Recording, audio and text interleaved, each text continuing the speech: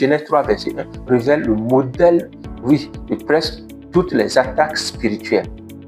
Les attaques spirituelles, ça a révélé ça. Oui, le doute premièrement. Dieu a-t-il dit?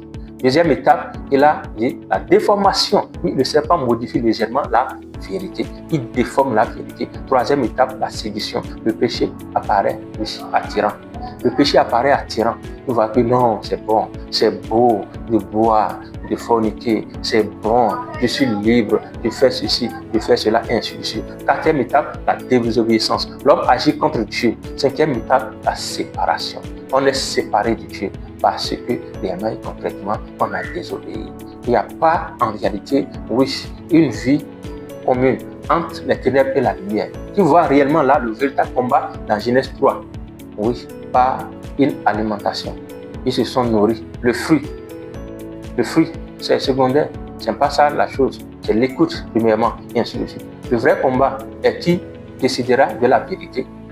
Dieu ou qui? Ou l'homme influencé par Satan. Qui va dire la vérité? Est-ce que c'est Dieu, ou bien c'est l'homme, ou bien c'est Satan qui dit la vérité? En réalité, c'est Dieu qui est la vérité. Donc, c'est encore aujourd'hui le grand combat spirituel du monde. Le grand combat spirituel du monde. Oui, les gens disent, est-ce que ce que Dieu dit avec ce que les scientifiques disent? Les scientifiques révèlent la vérité. On peut aller sur Mars, on peut aller sur l'eau, on peut aller partout. Il n'y a rien, on n'a rien vu. Est-ce que nous sommes venus du néant?